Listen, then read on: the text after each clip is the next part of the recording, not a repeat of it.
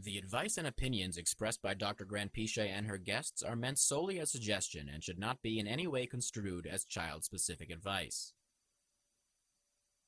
Dr. Doreen Granpeesheh is Dr. Doreen is an expert in autism. Doreen Granpeesheh. Dr. Granpeesheh. Dr. Doreen Granpeesheh. Dr. Doreen Granpeesheh is a visionary in the field of autism. Now you can ask her questions on Ask Dr. Doreen. Good morning, everybody, and welcome to Ask Dr. Doreen. I'm Shannon Penrod, and I'm here with the amazing and wonderful Dr. Doreen Granpeesheh. But every time I hear your son say that in the voiceover and hear how he pronounces your name, I have thoughts of I've been saying your name wrong for 20 years. How do you say your name? Well, okay, first of all, hi, Shannon, and hi, everyone. It's lovely to be back. So there is no correct pronunciation of my name because you can't write it the right way. So the right way to actually pronounce my name, because my name is Iranian, is Granpeesheh. And you can't do Geron because if you put G-E in English, it turns into Gera, the J sound, right? So when I grew up in England, we just started with Granpeesheh, and that's how you pronounce it, Granpeesheh, and like no emphasis on any part of it. Okay. It's crazy to know you this and respect you this long. And every once in a while I go, how do I say your name? The number of different things that people have said in being able to pronounce that name, I don't know. It's funny. But it's a beautiful name, and you are a beautiful person and a beautiful mind. For those of you who might be joining us for the first time, this is a live show. We're live right now. The date is the 4th of February, 2025, if you can believe that. We're doing a live show. We're doing it in kind of the format that we used to do back during the pandemic because I'm having some stuff that we don't want anybody else to have. So I appreciate that this team is so supportive and that I can be here with you today and not be spreading germs. It's a wonderful thing. But this is not an old show. This is a new show, and very excited to be back with Dr. Granpeesheh. Hopefully I said that right. I'm going to be self-conscious about it all day long. If you don't know her, she is, oh my goodness, a world-renowned expert in the field of autism. I believe the preeminent expert in our time, and there is no other time than now. And she has been working for well over 40 years to help individuals on the spectrum to reach outcomes that are meaningful to them, but also to support the people around them who love them, to help that progress happen. I believe that she sees around corners. She sees things before they come. Nobody has a bigger heart or more generosity to this community than she does. So it's and just a brilliant mind. So it's such a thrill that she joins us whenever she can during this Tuesday morning time slot so that you guys can ask her questions. And we do like to give you the disclaimer that it's important that you realize that there is no expert who could give individual specific advice in this format. That would be a disservice to the individual and to the expert. But it doesn't mean that she can't help you to know what's the next question to ask or give you a piece of information that maybe you weren't aware of that can really supercharge your next steps. So please feel free to start writing in. We are live on Facebook, YouTube, and Twitter, and about a dozen other sites. Our remarkable Chris Desmond, who makes all things possible, will show you some of the different ways on the screen that you can connect with us.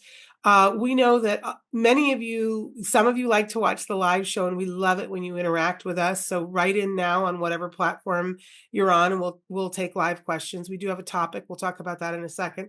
But we know that the lion's share of you are catching us in podcasts. We are available wherever you get your podcasts, and it's a free download wherever you get your podcasts.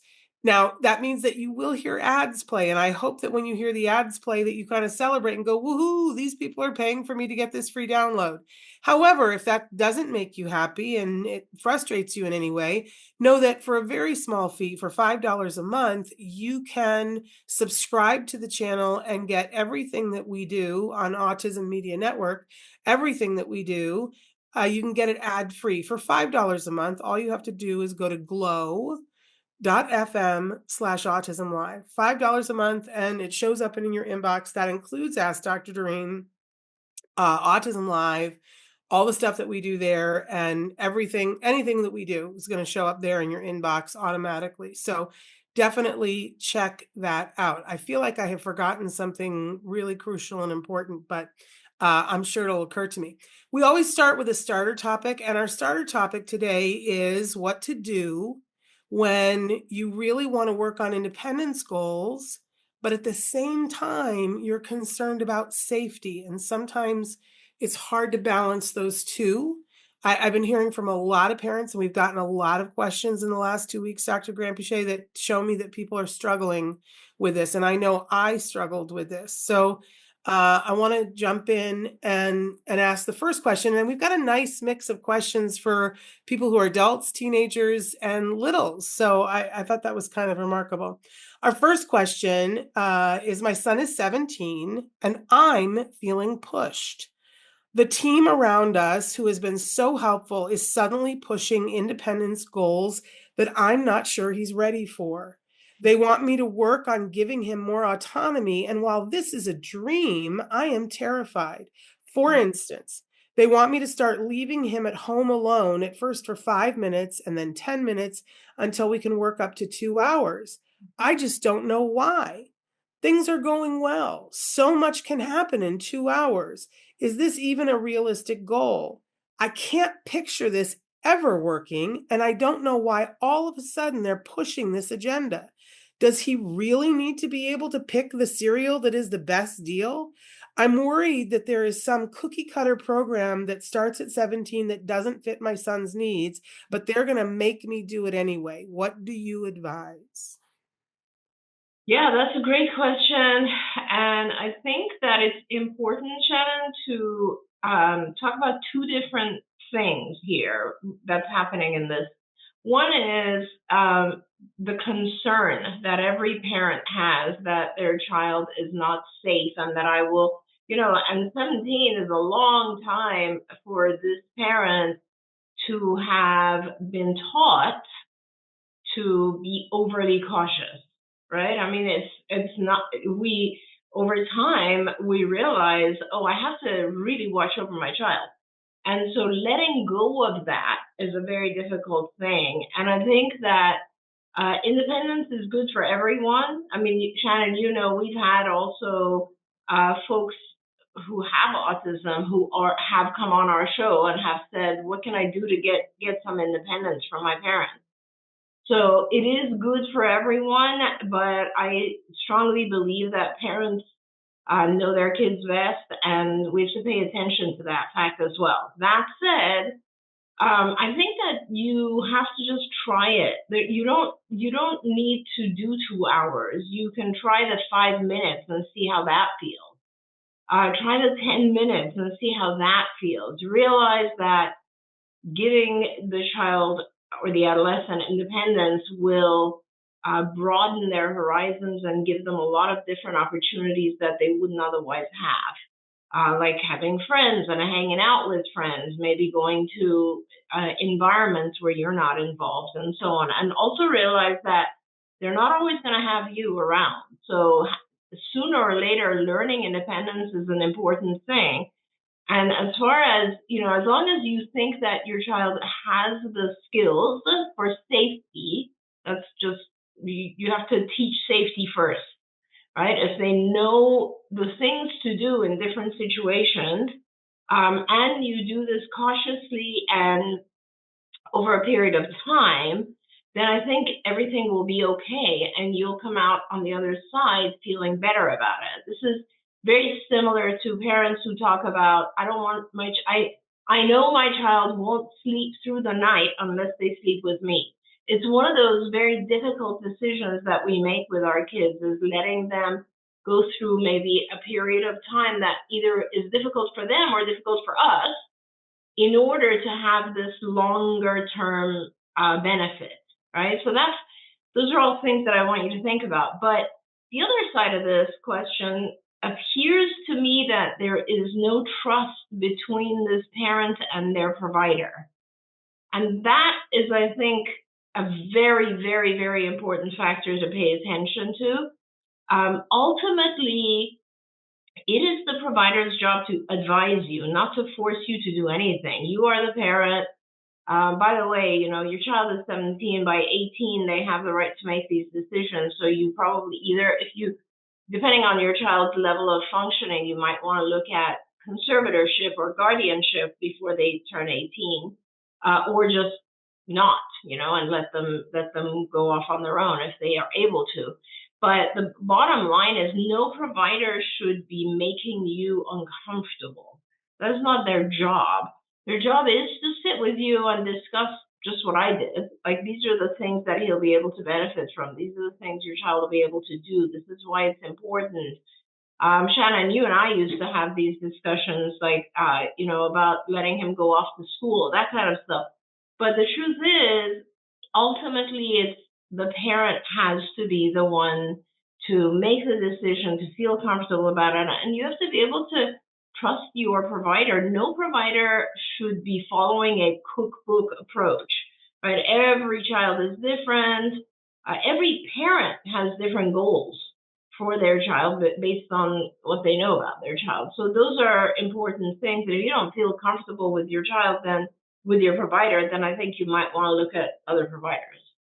I think that's so wise, everything that you just said. I just want to admit to everybody that I'm not great at this. That this whole thing of working on independence versus the safety, it's not my forte. And you still have to push me. And there are things that you have not been successful at pushing me because you're such a kind friend to me, that I know that there are things that you'd like to get in there and be like, Shannon, go to Bali for 2 weeks. And when you come back, He'll be fine. Jem will be driving trucks, right? Well, Jim now pushes you himself, so I don't need to. He does. But I want to say it's a real thing, and that I have real empathy for parents, and that we come by it honestly, because when other parents were getting used to their children toddling off without them, we were being told, whatever you do, you got to keep eyes on them, because, the number one cause of death is drowning. And, we had a lot more to deal with for a lot longer. It's a habit that's really hard to break. But I do want to say to everybody, we have to forgive ourselves for that. But I also want to say that one of the things that I notice, and maybe you can talk about, Dr. Granpeesheh, that I find that I'm talking with a lot of parents about, is that if you're working with a team of people, whether it's an ABA team or it's the school or the speech and language pathologist, I know for me, sometimes as a parent, I would feel like anything that didn't go my way felt adversarial. And I think it's really important for us all to remember that we're not the client, our child is. Mm-hmm. The school has an obligation to say what is best for the child. The speech and language pathologist has an obligation to say what's best for your child. Mm-hmm. An ABA provider legally is obligated, if they're being paid by insurance, to tell you what is best for your child. That doesn't mean you have to do it, but it's their obligation. And I think sometimes parents feel betrayed by that. Well, but what I want is this. And that's fine. Say what you want, but they still, correct me if I'm wrong, Dr. Granpeesheh, they still have an obligation to say what is best for your child. And it's hard for us sometimes because we do want both things. We want independence, but we want safety. And, if they're telling us, well, it would be good for your child to try 5 minutes, that's not them betraying us. Mm-hmm. And I think that's important to remember. Yeah, so this can go on into a big conversation. Okay. Maybe we should have that conversation. I guess here's my issue with the field as a whole, right? I mean, I think you're right. Absolutely. Every doctors, healthcare providers are supposed to do no harm, right? And they're supposed to, as you said, say what is best for the patient, for the client.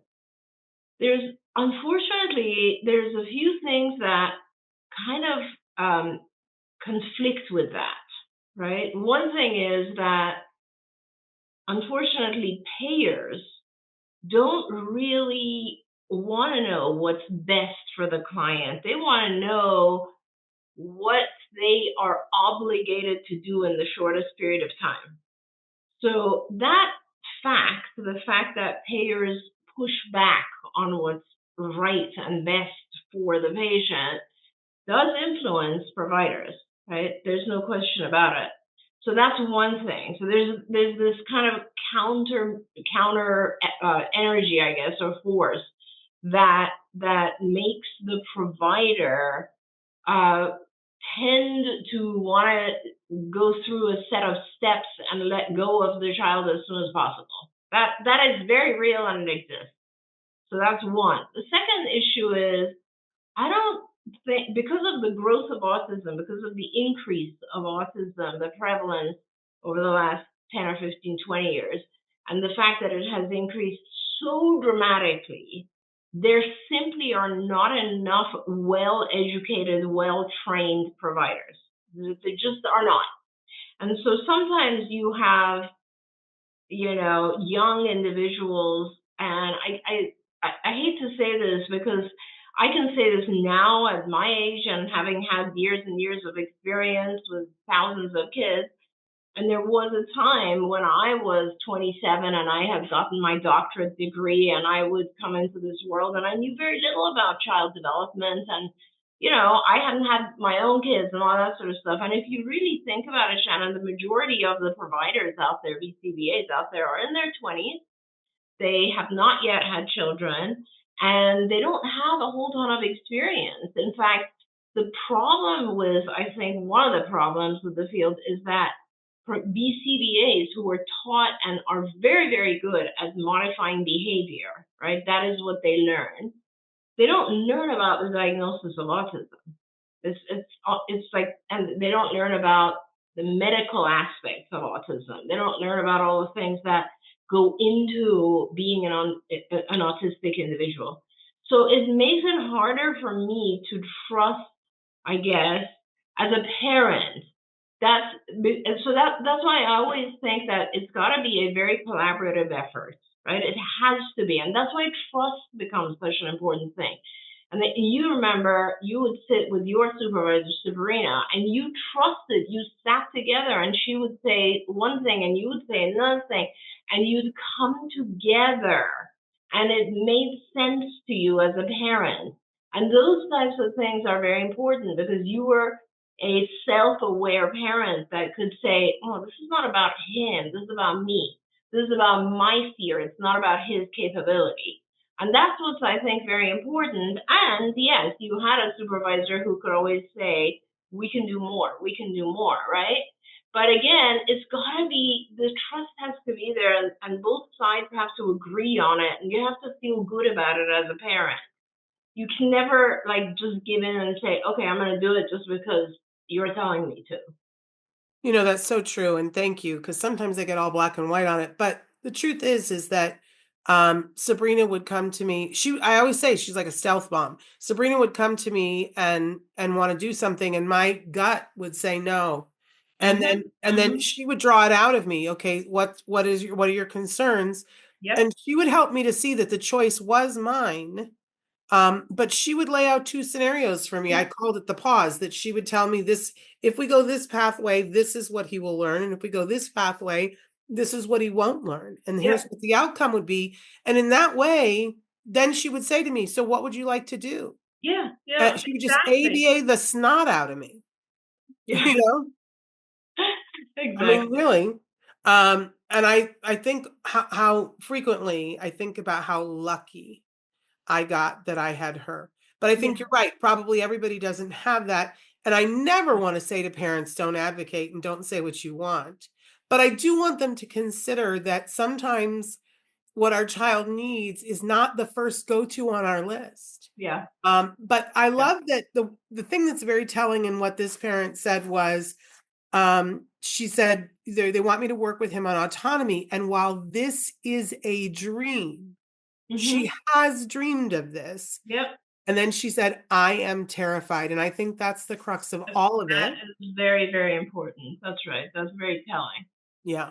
But you can get through it. And it's possible that as you walk through it, you will get to a better place and your child will get to a better place. That's right. I've seen miraculous things happen. I want to go on to the next question. I just want to check in because we're getting our questions in a different way.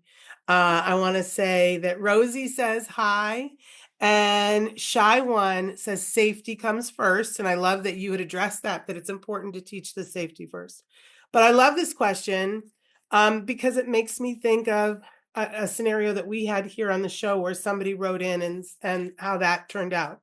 They said, my daughter is 25. She was diagnosed with autism at 11. She is a wonderful young woman who lives at home, and that is our plan. When we are gone, she will live with her sister. We have seen to all of that, and she is fully conserved. Now, out of nowhere, she has told us that she would like to go to college, No. specifically the community college that is just a few miles away. I honestly don't know where this is coming from. She has never mentioned it before. She does not have a high school diploma. She has a completion certification. She has always hated school, but now she says she wants to go. I immediately said no. I think it's just setting her up for frustration and failure. Plus, she will be with people who aren't trained to deal with her meltdowns. She could be bullied or taken advantage of, and for what? My husband says we have to consider her request. I feel like I've fallen down the rabbit hole. Should we consider it? I don't have the faintest idea of how it could work. I love your show and respect your advice. That's such a great situation to be in. It's kind of an exciting situation to be in, honestly. So why can't you do it? You can absolutely do it. Take your time and teach her and get her help and get her tutoring and help her select something very easy and introduce her gradually. And there's so many things you can do. And what a wonderful thing that she has interest in this, right? And you know what? If she fails, that's a whole nother lesson of life, right? So, and you'll be there for that too. And you'll be there to support her and help her understand that maybe junior college is not the right choice and maybe she should engage in something else. But what it tells me is that she has awareness of options around her. She has interest in the world, which is amazing. And she has the self-confidence to believe she can do it. Oh my God, that's fantastic, those three things, right? So now, as a parent, you just have to give her the skills, which certainly you can, right? I mean, it doesn't matter what the age of the individual is. You can certainly get ABA, and you can hire tutors, and you can teach her yourself, and you can put her online. There's so many opportunities for learning online. And you can even have her take a class online before she actually goes to JC. There's so many things you can do. And sometimes, Shannon, we are just so shocked by change, by something that happens in the world. And we're like, whoa, whoa, whoa, whoa. I did not expect this. And we just put down our heels and we're like, no, no, no, no. And if you think about it for a moment in a different way and say, okay, why not? This could be a cool thing. This could be an amazing, life-changing thing. Why shouldn't I do this? And just, this is all about fear. It's so interesting that our show, these are parental fears. Yeah. Because we learn, as I said, to protect our kids for so long, and it just becomes very, very difficult to let them do something out of the ordinary, right? Yeah. And maybe something that we feel fearful about for various reasons. Absolutely. So I say embrace it. It's a wonderful thing. And I want to encourage them to call the college because it's entirely possible that the college already has a program for this kind of thing. So, ask before you decide. I also just want to tell the story that it was probably we were in our third year. So we're talking over 10 years ago that we had a young woman write into the show. I'm sure you remember her. And she said, I want to go to college. I do remember this. And And, we had months of going back and forth where she was saying, what can I say to my parents to convince them? And she would come back with their counter argument. And apparently there was one day when she had burned something on the stove and they were like, you can't even boil water. But ultimately they relented Yeah. and let this young woman take classes. Now, the thing that has really struck me in the last 10 years is that she gained so much more independence Mhm. and was able to do so many more things and get a job and do all of these things. And then her mom passed away. And I remember thinking, this is just the most horrible thing. And how is she getting through this? And she was doing okay. And then within a year, her dad passed away. Mm. And now she's living with a relative, but she's living with a relative in such a different way as a person who's contributing to the family and to society around her. And I find myself, because we're friends on Facebook, and she'll post something and I see these amazing things that she's up to, and I think, what if it had gone the other way? Yeah. What if it had gone the other way and they kept her home and kept her safe, but Right. then they passed away, and that would not have been what those parents wanted. Right. So, you know, uh, I love that dad spoke up for her, and I love that even though mom is terrified, she's like, should I consider it? So there you go. Yeah. Now we got one about a much younger child, and I think this is very typical of families. They say, I would like your advice. Our 4-year-old son has an intensive ABA program. My husband and I are very committed to doing everything possible for our son to lead his best life. I just have started to notice, though, that my husband has a tendency to push back or simply not follow the plan anytime our son meets with the slightest frustration. He shuts things down and instead rewards him with things he loves. I have tried to bring this up gently, but he gets defensive and tells me that I am pushing him too hard. Our team are all very lovely, but very young and unmarried, and I don't know that they can help me with this. Yeah. What do you advise? How can I get my husband to see that coddling him will slow his progress? And what do I say to his comment that I am pushing too hard? I've read the science and I see my baby flourishing when given the chance. Isn't this the time to be pushing? Yeah. Yeah. What a dilemma, right? It is the time to be pushing. I will say, first of all, it is really the time to be pushing. And usually we do try to do as much as we possibly can before the age of 7, right? There's lots of reasons for that. Not only is the research that supports intensive work, intensive ABA, kind of cuts out around age 6, 8, so on. And then you are left with fewer hours to teach. The main reason is that there's a lot of brain plasticity before the age of 7. So that's why when a child is exposed to numerous languages before the age of 7, they just pick it up, right? They pick up languages like that because the brain is at that stage growing nerves, neurons, and dendrites everywhere and can pick up whatever you push. So this is definitely the time to push.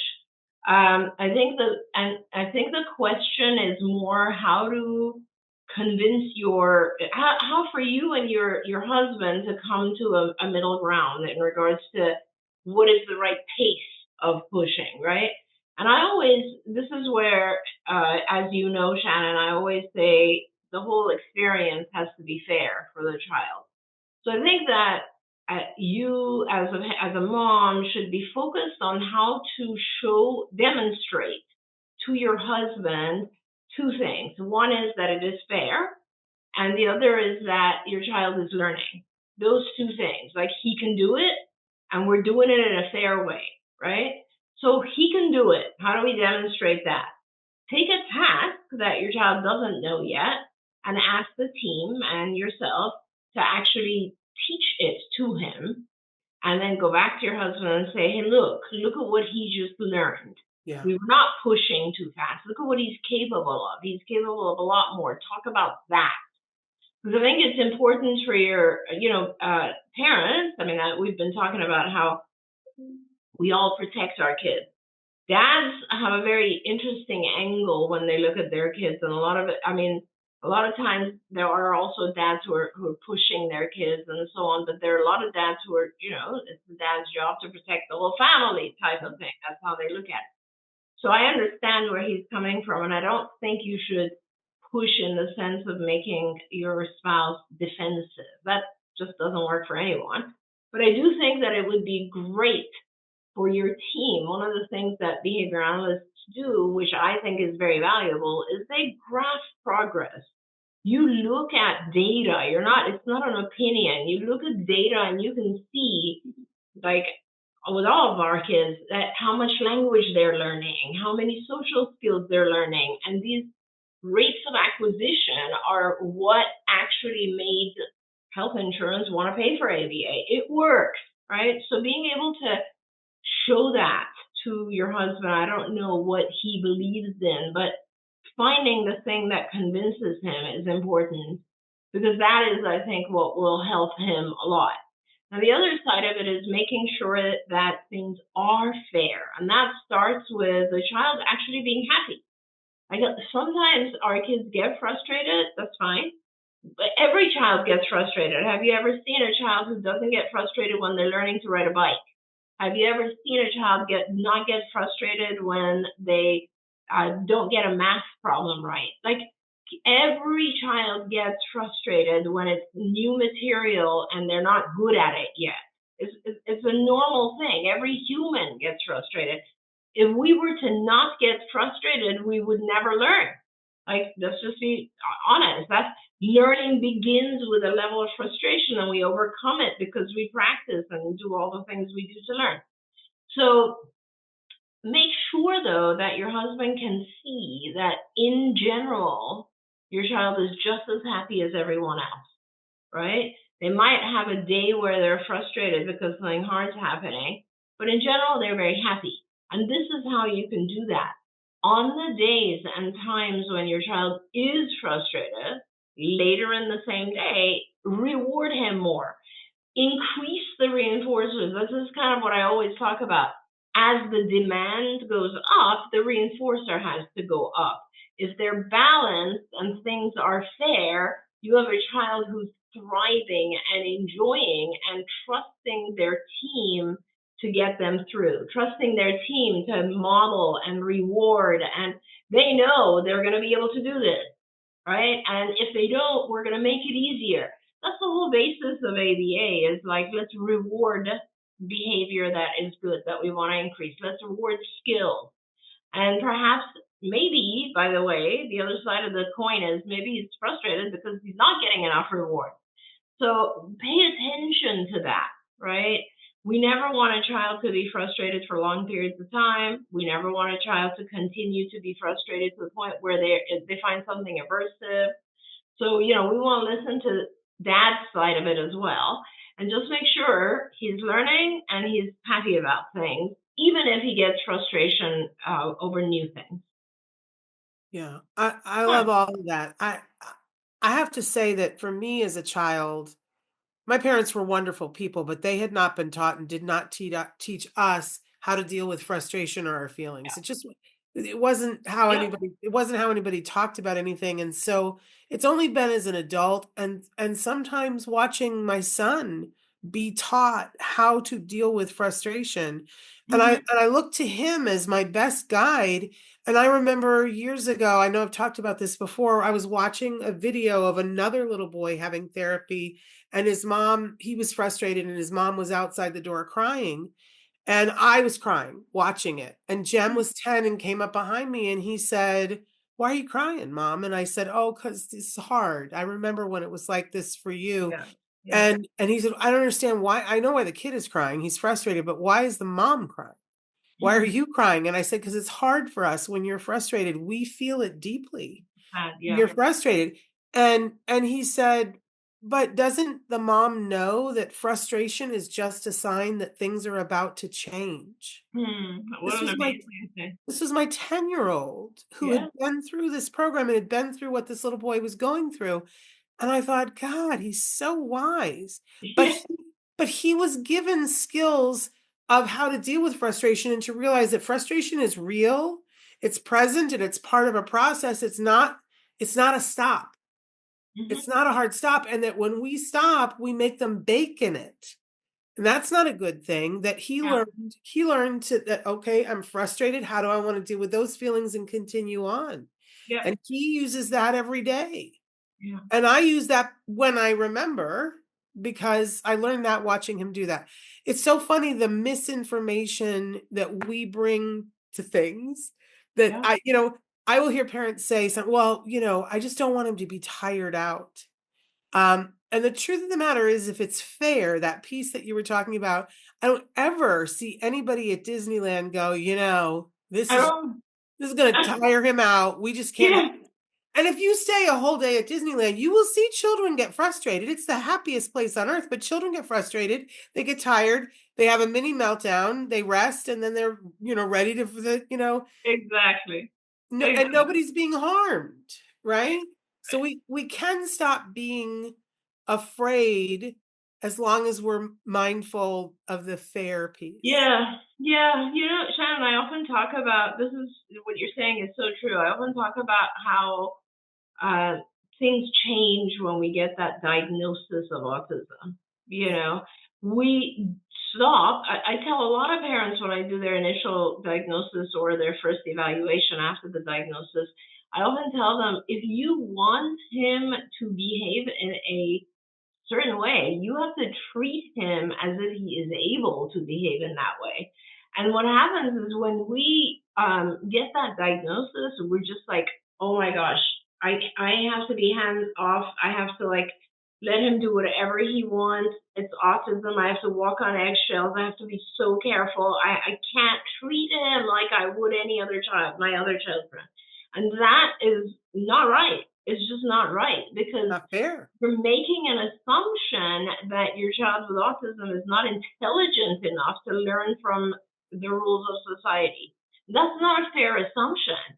That your child will learn all these things of what is allowed and what's not allowed, that they get through frustration, and that that they can socialize, that they can communicate.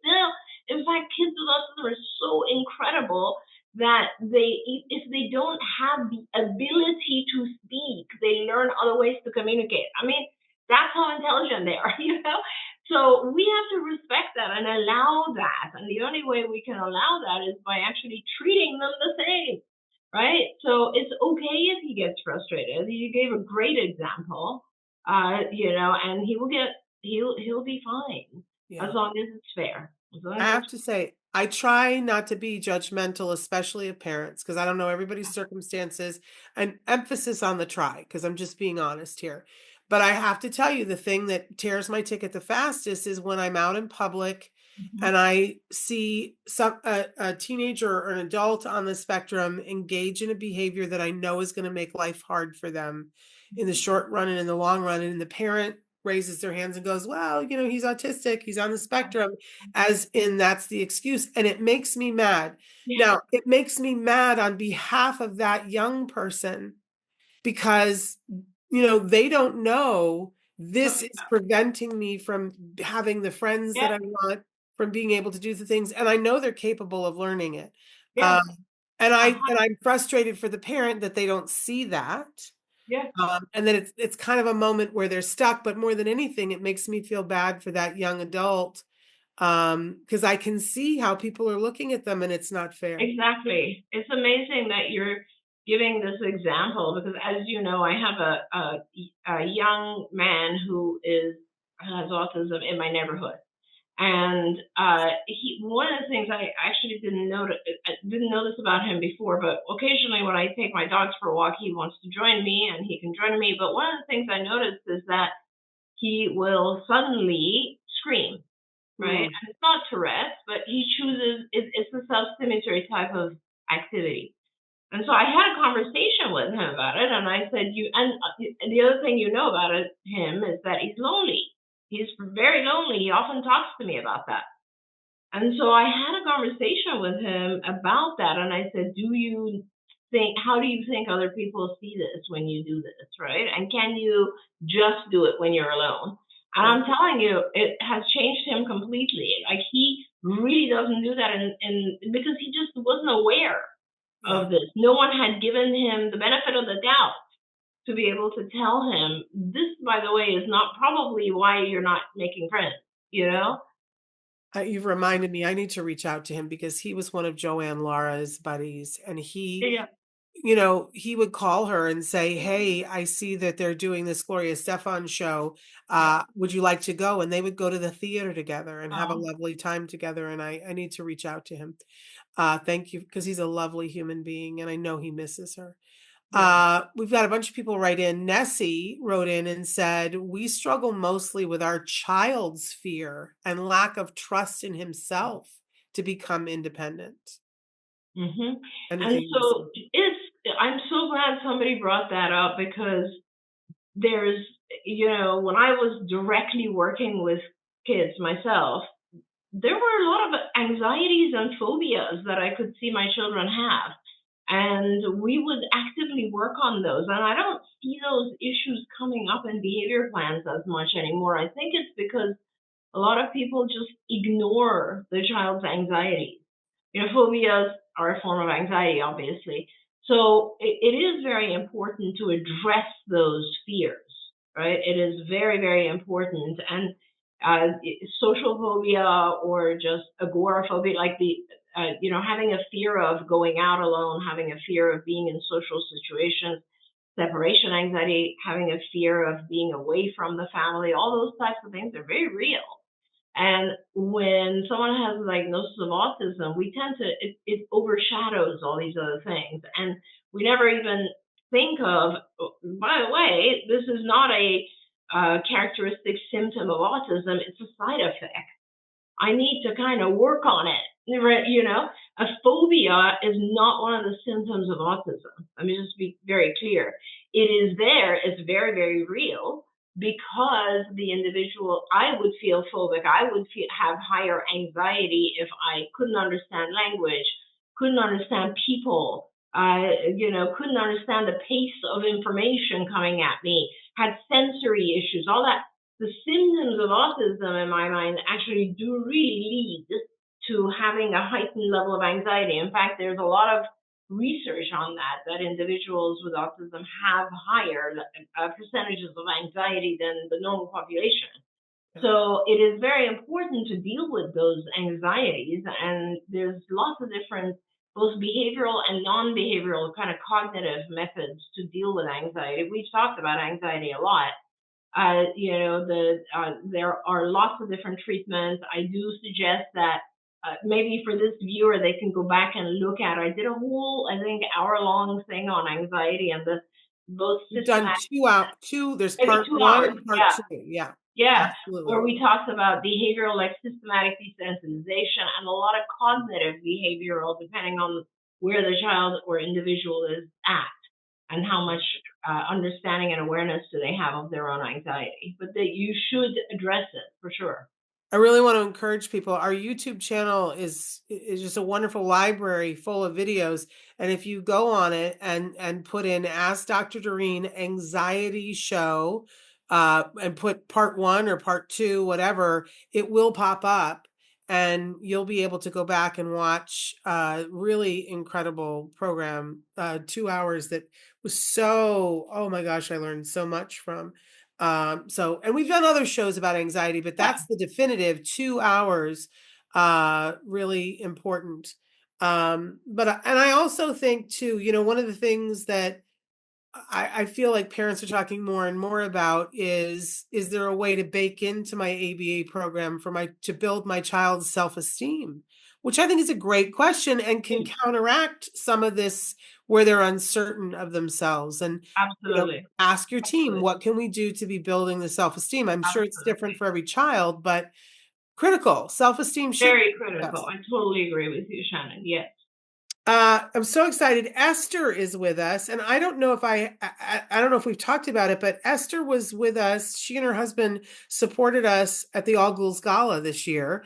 And Esther, I felt so bad because I was standing talking with you, and then I said, "Let me go find my son," so you could meet my son, and then I couldn't find you anymore.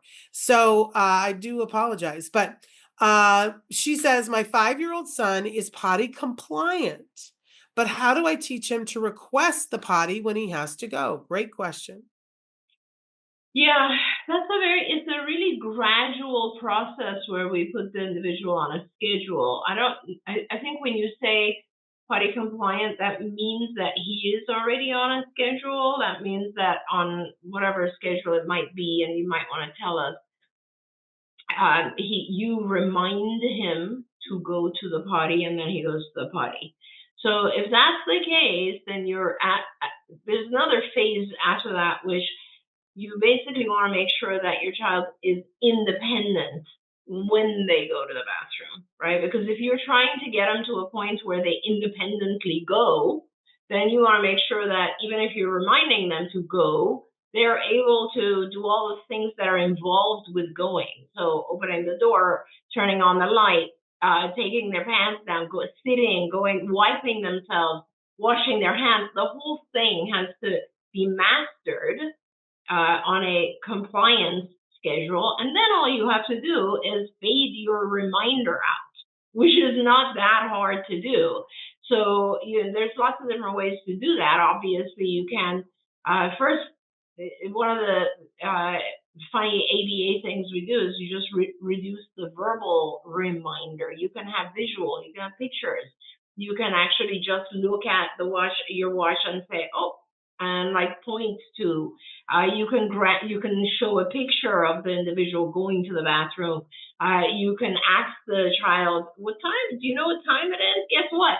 The more you fade yourself out and reward heavily the child, and there's lots of different ways to reward. Remember, if you make the bathroom itself one of the most rewarding places, your child's going to want to go. In fact, they're going to want to go more often than they need to go. That becomes another problem, so be careful with that. But those are some of the things you can do, and they will get there. But first, make sure your child is able to do all the steps involved with going to the bathroom. A lot of times, parents forget that, and then the child is ready to go, but they actually need help, to go. What an important point. I don't think I would have thought of that. Listen, I have so many fond memories now. I was terrified the whole time we were doing potty training because my fear was it's not going to work. But now I look back and it was just such a happy time. I had this belief that if you give a parent a job, boy, we know what to do. And they kept giving me jobs. They were like, you got to make this bathroom decorated and the fun place, and you need a basket of books and toys. And oh my gosh, it was so much fun for me. Oh yeah. And, I had to get the kind of pull-ups that he would love. That, give me a job and I know what to do. And then they showed me how to implement it. But it's a pretty good time. And I think, what's key is that sometimes the answer is so much more simple than we think. Like how do you fade something out? Because we're looking for the end result. Like, okay, now it's all faded, right? But as simple as even taking one word out of the sentence each time and, upward inflecting, like, do you need to, right? Yeah. Like we want to make it harder than it is. But, try it because it really works. That's the crazy fun part of it. Yeah, and also, I know it seems very unnatural, but if you put pictures up in different parts of the house, and they will be a reminder. He will see them and he'll be like, oh, maybe it's time. It'll remind the child. Especially like you said, if the bathroom is fun and they get rewarded for it, they'll make a point to remember. Yeah. Our kids are smart. They're really, really smart. I'm saying hi to Michelle and to Helen. So glad to have you guys. I know we've not done a lot of shows, so it's lovely to have everybody in the house. I do want to acknowledge that Nessie said, I will do that. Thank you. Learned a lot from you two already over the last few years. I love that, Awesome. Nessie. Awesome. I don't know that I ever remember you writing in a question before, so maybe you did and I'm forgetting it, but I'm glad that you wrote in your question.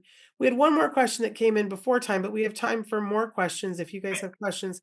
And this, you kind of touched on this a little bit before, but the question was, When is the right time to stop ABA in your opinion?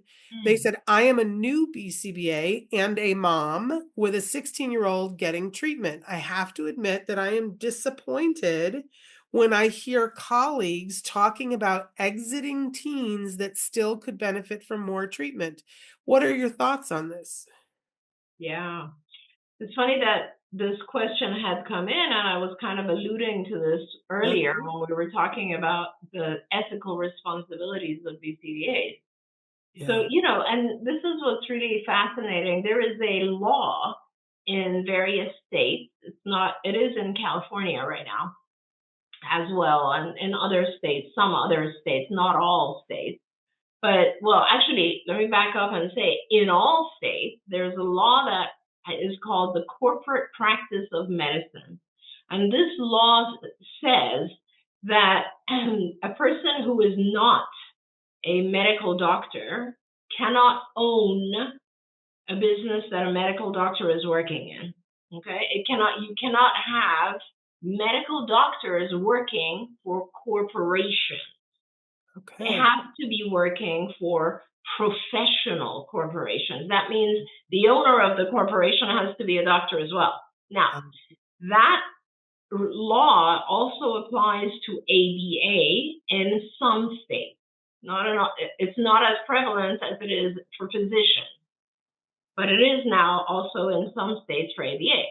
And the reason is the whole background of this law is that if physicians or ABA providers are owned by non-physicians or non-ABA providers or non-professionals, they will not understand that ethical obligation of the professional to do no harm, to do what's right. They will be pressured by making money. That is the basis of the whole law, corporate practice of medicine. And so this is where it becomes an issue, because the truth is ABA is a teaching methodology. It's a technique that teaches the individual and can continue to teach the individual lots and lots of different things, right? And it can go on forever. It can literally go on until the person is 99 years old. It doesn't matter. It's a way of learning, okay? And it's based on a very, very, very simple protocol in human learning, which is if I reward a behavior, it's going to increase. If I don't reward it, it's going to decrease. That's it, operant conditioning. And so with ABA, just like it's a more clean version of teaching. When you teach in a school, a child does something good, the parent gives them a star or recognizes them, et cetera, et cetera. That's ABA right there. That is behavior. That is increasing that behavior. From there on, that child will continue to do more of that good thing because they want that reward. So what happened with ABA and the development of ABA and the application of ABA to autism was actually Ivar Lobos, my mentor. And what he did was he said, okay, well, why don't we take this principle of psychology and apply it to kids with autism? Let's see if we can teach them to overcome all the symptoms. Some of the symptoms are behaviors that are too many, and some of the symptoms are behaviors that are not enough. There's too many self-stimulatory types of things, not enough language, not enough attention, not enough social behavior, etc. Can we teach these things, and can we not reinforce these things? Can we bring the child more to kind of a normal balance of how other kids are behaving, right? Very basic principle, and that's what he did. And he proved that through research, and then it was replicated, and more people did it, and more people realized, oh my gosh, kids with autism learn just the same as other kids. They just need shorter instructions, different rewards, a more cohesive curriculum of learning skills that other kids learn just in society. It's the same exact thing as other kids, just done a little bit more clean, with more like reinforcers, more instructions are very obvious, etc. And so can you do it with a child who's 16, 25, 40? Yes, of course. You can do it with anyone.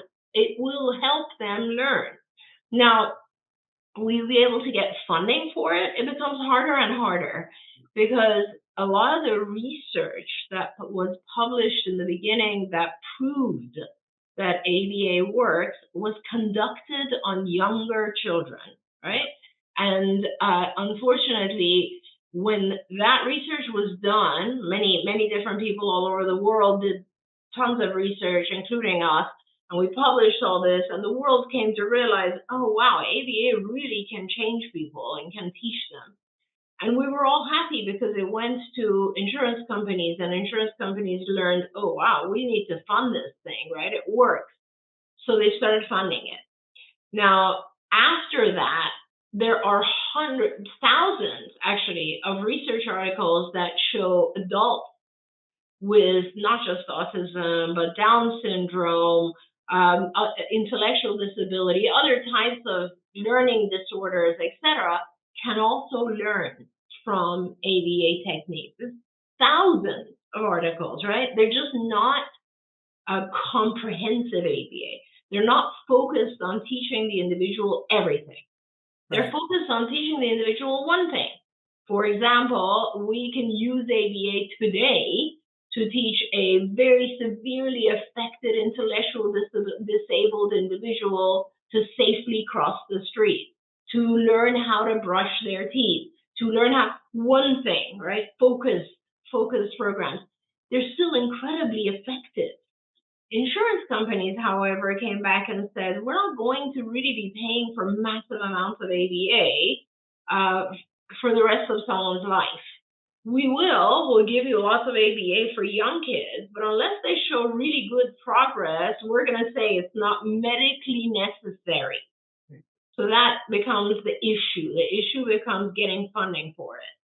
So what happens then? So then we go through a whole decade of time where providers are pushing and saying, no, this child is still benefiting. I want to still do this. I want to keep getting more services for this individual because they're learning. Why shouldn't I? And payers started threatening and actually bullying providers and saying, hey, listen, no, we're going to drop you from our network completely if you keep wanting ABA for 16-year-olds and 20-year-olds. This is the truth. Nobody talks about this, but this is the truth. And it's the same with medicine, Shannon. I mean, you see when a doctor comes to see you, they see you for 10 minutes. That's it. Because they're not able to see you they can't bill the service, right? And so now when we request hours for a child, it's limited by that. Even though the law says it shouldn't be limited by age, it is. I cannot ask for a 30-hour-a-week program for a 40-year-old. I just can't. No one will fund it, right? So those are the pressures, I think, that are on behavior analysts, and you as a behavior analyst, this mom, should recognize that. What I suggest you do is that you don't you change the way the behavior analysts who are asking for funding, you change the way they're asking. Initially, when the child is young, they're asking for just a lot of hours so they can teach your child everything all at once because you're trying to catch up to a deadline, right? Later, you should be asking for focus programs. So you should be asking for specific things. And usually that even is a fight because parents will say, if the child's safe, if the individual, the adolescent is safe, I don't really care. It's not medically necessary. But the definition of medical necessity goes back to the diagnosis, doesn't go to safety, goes to the diagnosis. Anything that will alleviate a symptom of the autism diagnosis is medically necessary. There we go. So if you as a parent want your child to learn something that is part of their diagnosis, and if they learn it, if they improve, it's going to improve their life, it's medically necessary. So that's how you go around this, and that's how you continue to get hours and therapy. But I agree with you. ABA works forever. There we go. I appreciate that so much, and I always appreciate your honesty, boy. You say it like it is, and I appreciate that because I know sometimes you get pushback from that or fallout. Oh, yeah. But Yeah, but that's okay. but we appreciate you. Thank you. Unfortunately, we're out of time. I don't know how that happened, but I really want to thank all of you who tuned in and asked questions. Before we leave, I'm saying hi to Rodney, who joined us late. Rodney, we've missed you. That's great. I'm glad you're here. Thank you all for being here, but most especially, thank you, Dr. Granpeesheh. No, thank you, Shannon, for doing this even though you're still sick. And we'll take it easy on you, and hopefully you and I together with our schedules will be able to be on schedule again with our show. Oh yeah, absolutely. We're gonna. This is 2025, and we're on the positivity train. We're gonna find ways to get into good trouble and do good things in the world. You have always said if you do enough of the good things often enough, then good things come to pass. And so I want to keep putting quarters in that bank this year. We're gonna keep doing good things. So I appreciate you more than you know. Thank you, It's such a pleasure to be with you.